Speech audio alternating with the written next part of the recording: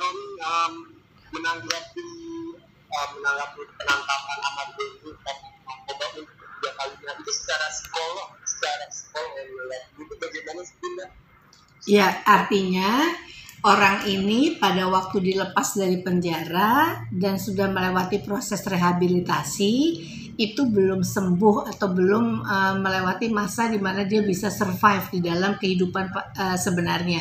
Saya melihat bahwa pada waktu dia di penjara tidak memberikan rasa kapok juga atau rasa untuk tobat untuk tidak melakukan hal itu, karena yang dilakukan hanya kemungkinan adalah mendetoks dia di tempat rehabilitasi dan dikurung supaya dia tidak melakukan lagi jerahnya itu.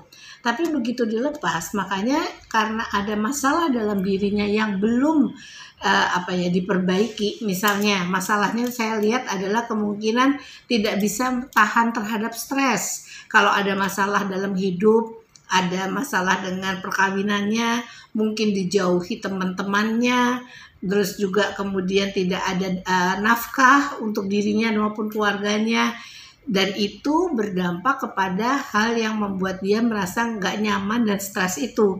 Dari situ kemudian timbul, daripada saya ini mungkin harus memperbaiki ininya kan masih lama, dia lari dari masalah, mencoba untuk supaya kalau dia bangun udah selesai masalahnya, ternyata tidak.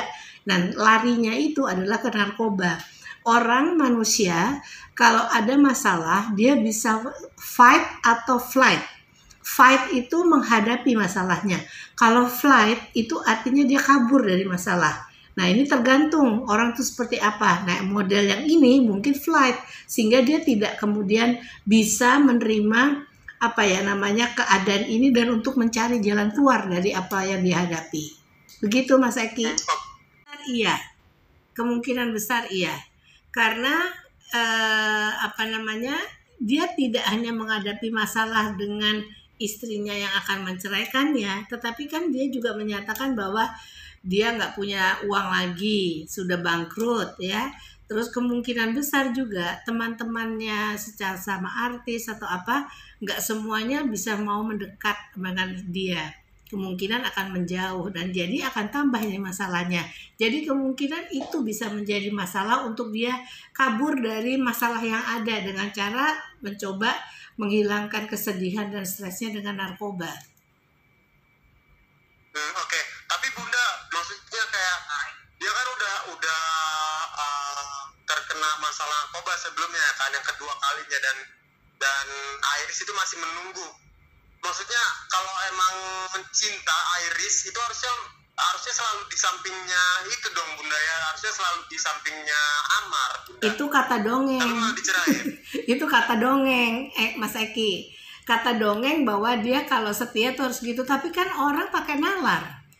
Kalau kata-kata dari orang yang dia sayangi, dicintai itu nggak masuk di akal atau kemungkinan tidak bisa dipegang janjinya, itu kan membuat orang kemudian bisa memutuskan yang lain.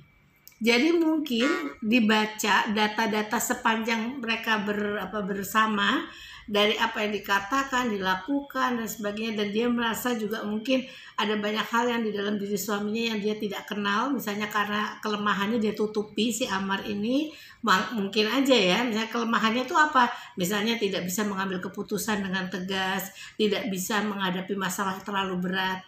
Nah, itu kemungkinan jadi data yang kemudian mungkin kalau nanti di depan sana ada hal seperti ini lagi, apa jadinya, dan ternyata belum sampai 1 bulan belum ya, itu dia sudah kembali lagi kepada yang semula gitu kan. Kemungkinan sih iya, kalau menurut saya sih kemungkinan sih iya, nggak tahu juga ya, saya kan juga bukan orang yang 24 jam deket dia, tetapi kemungkinan iya. Tetapi apakah kalau cinta itu nggak bisa kemudian jadi tidak cinta? Oh bisa, sangat bisa, makanya ada banyak orang cerai. Tapi kemudian kenapa penyebabnya? Kan kita lihat, mungkin dianalisa oleh istrinya bahwa saya harus megang janji siapa nih? Apa benar apa yang dia janjikan ini akan bisa dipegang untuk kelak kemudian hari akan bertobat, lebih baik dan sebagainya gitu. Oke. Bunda, ya kan Amar sama Iris sebenarnya punya anak. Nah, itu pertimbangan cerai dari Iris itu apakah hanya karena narkoba atau karena anak-anak juga, Bunda mungkin bisa dijelaskan secara psikolog? Iya, bisa tidak. Saya nggak pasti ya. Tapi intinya bahwa anak itu menjadi bagian dari mungkin yang diperhitungkan juga oleh si ibu ini. Supaya dia tahu bahwa jangan sampai anaknya punya contoh yang buruk, misalnya gitu. Mohon maaf karena kita sudah pakai dunia teknologi luar biasa, jejak-jejak digital ini nggak bisa dihapus. Suatu titik anaknya sudah bisa mengakses, ada kemungkinan dia akan melihat ayahnya seperti apa. Tapi di dalam kehidupan rumah tangga tidak ada bekas ayah, tidak ada bekas ibu. Jadi walaupun seburuk-buruknya ayahnya, itu tetap ayahnya, harus harus hormat dengan ayahnya dan sebagainya kalau menurut saya. Nah, kalau pengambilan keputusannya demi anak-anaknya juga dan juga demi sebagai istri supaya tidak dalam keadaan cemas terus apa yang terjadi nih, suami saya gimana nih, apa udah mungkin itu juga menjadi pertimbangan dari si istri ini. Oke. Siap. Bunda sebenarnya Berikan penjelasan bahwa manusia itu gak bisa luput dari kesalahan dan khilaf, mungkin anaknya bisa paham.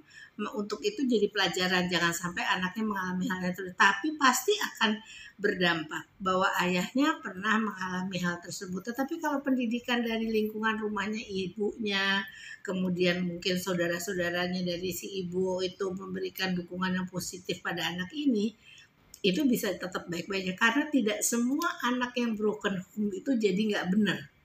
Belum tentu. Anak yang dari broken home itu bisa jadi juga anak yang luar biasa. Tapi juga bukan berarti anak yang dari orang tuanya narkoba tidak bisa jadi orang hebat. Bisa. Asal setelah ini kita memberikan dia pendidikan yang cukup mumpuni untuk membuat dia bisa survive gitu. Iya, oke. Ya, Bunda, oke. Kayaknya cukup, Bunda.